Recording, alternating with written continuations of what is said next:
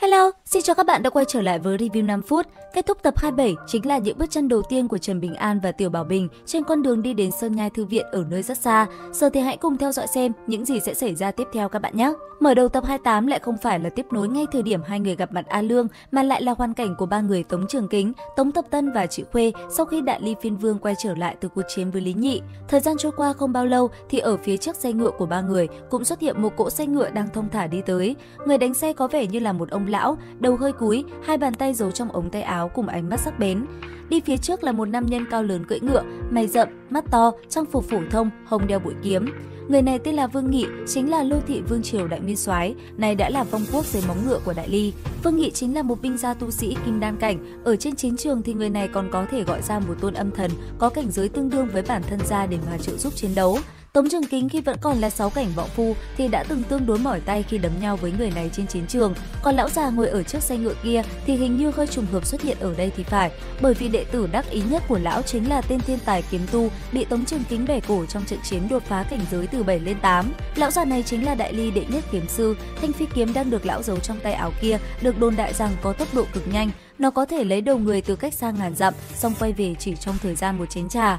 Tiếp theo đây mới thật sự là trùng hợp này, khi hai chiếc xe ngựa chỉ còn cách nhau không đến 10 bước chân, thì tấm rèm che của xe ngựa chở ba người Tống Trường Kính bị gió thổi lật tung, để lộ ra tình cảnh ở bên trong đó là Tống Trường Kính với toàn thân là máu, quần áo tả tơi. Không biết là một võ phu 9 cảnh đỉnh phong đang trong thời khắc trọng thương và sắp đột phá lên 10 cảnh gặp lại hai người quen biết cũ. Một người là binh gia tu sĩ kim đan cảnh, một là kiếm sư với phi kiếm cực nhanh, thì ba người này sẽ nói chuyện với nhau bằng cái gì nhỉ? Tạm chuyển cảnh đến một nơi khác, sau khi Lý Bảo Bình tức giận rời đi thì 4 đứa trẻ còn lại đã có cuộc trò chuyện như sau.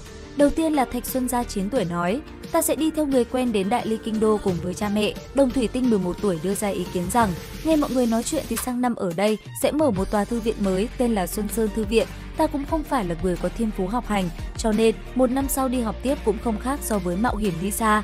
Nghe vậy, Lý Hoài 7 tuổi lên tiếng nói, ta không dám đi, nhưng ta cũng không dám ở lại trong nhà của cậu ta. Họ sẽ đánh, sẽ mắng, sẽ bỏ đói ta. Còn Lâm Thủ Nhất 11 tuổi suy nghĩ lâu nhất, nói chuyện ít nhất, hắn cắn răng nói ra 3 chữ, ta sẽ đi. Vậy là đến sáng ngày hôm sau, có mặt ở cửa phía đông của tiểu trấn chỉ có Lý Hoè và Lâm Thủ Nhất. Hai người có mặt ở đây không bao lâu thì gặp một người đàn ông trung niên và một thiếu nữ đi tới. Hai người vừa tới này chính là hai cha con Chu Hà và Chu Lộc, là nô bộc của Lý gia.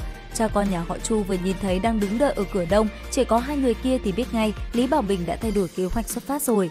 Còn hai người Lý Hoè cùng Lâm Thủ Nhất vừa nhìn thấy hai cha con nhà kia thì cũng biết ngay là có chuyện gì, cho nên sau đó 4 người cùng đi nhanh đến phía tây của tiểu trấn, đó là hướng hạ du của Long Tu Khê. Đường tương đối khó đi vì trước đây những ngọn núi ở hướng đó đa số là cấm địa, rất ít người qua lại, địa hình cũng không rõ ràng nên phải mất rất lâu thì 4 người mới theo kịp dấu vết của Lý Bảo Bình cùng với Trần Bình An. Cũng trong lúc này tại lò rèn của Ngụy Cung, hôm nay lại có khách nhân tới thăm anh em ạ. Lần này là một nữ nhân thấp hơn Nguyễn Tú một chút, sở hữu thân hình thì rất là ma mị, nhưng khuôn mặt thì nhìn như là thiếu nữ ngây thơ với đôi mắt to tròn long lanh. Nữ nhân này lả lướt đi đến chỗ Nguyễn Cung đang uống rượu, nàng tự nhiên ngồi xuống như ở nhà mình. Nàng đến đây với mục đích là muốn mua lại mấy tòa núi mà Trần Bình An đã chọn với giá cao và tặng lại chúng cho Ngụy Cung nếu như vị thánh nhân này đồng ý nhận chúng. Rốt cuộc nàng là ai, làm vậy với mục đích gì? Trong lúc đang nói chuyện thì Nguyễn Cung giống như cảm nhận được có chuyện gì đó phát sinh, vậy là chỉ trong chớp mắt ông đã tan biến đi mất khỏi tiệm rèm. Bây giờ mới có thể quay trở lại cuộc hành trình của Trần Bình An và Tiểu Bảo Bình. Lúc này cũng là thời điểm nam nhân kia vừa tự giới thiệu mình là A Lương xong. Từ đằng sau, Trần Bình An bất ngờ có hai người nhanh chóng tiến đến. Lý Bảo Bình đã nhận ra và lập tức vui mừng khi thấy Chu Hà thúc thúc cùng với Chu Lộc tỷ tỷ.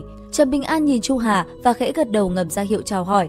Sau đó, hắn bình tĩnh quay lại nhìn nam nhân ở trước mặt mình, lại đánh mắt nhìn xuống bên hông của người này thì thấy một cái vỏ đao làm bằng trúc xanh.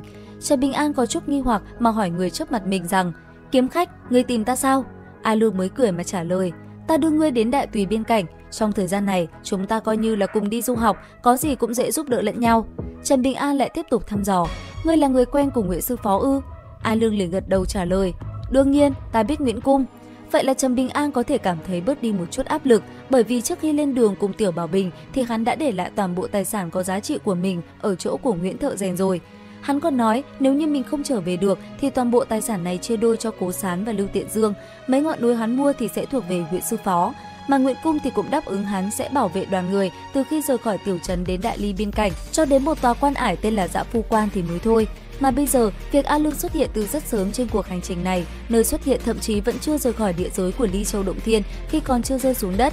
Điều đó có nghĩa là A Lương đang ở ngay dưới mí mắt của Nguyễn Cung thì không thể mở miệng bốc phét rằng mình biết Nguyễn Cung được. Nhưng với bản tính cẩn thận, Trầm Bình An vẫn tiếp tục làm thêm một động tác để xác nhận thông tin có chính xác hay không. Đó là yêu cầu A Lương theo mình về tiểu trấn để gặp Nguyễn Cung. Đối với hành động này của Trầm Bình An thì A Lương không tiếp tục trả lời với kiểu cười thoải mái như mấy lần trước. Lần này, A Lương nghiền ngẫm mà nói: "Cẩn thận như vậy sao? Thật sự là một chút hào sảng của người giang hồ cũng không có." Trầm Bình An cho đến rất nhiều năm sau, khi cảnh giới đã rất cao rồi, có lần hắn nhớ lại dáng vẻ A Lương nghiền ngẫm mà trả lời mình lúc này thì lại không kiềm chế được mà đầy mặt nước mắt.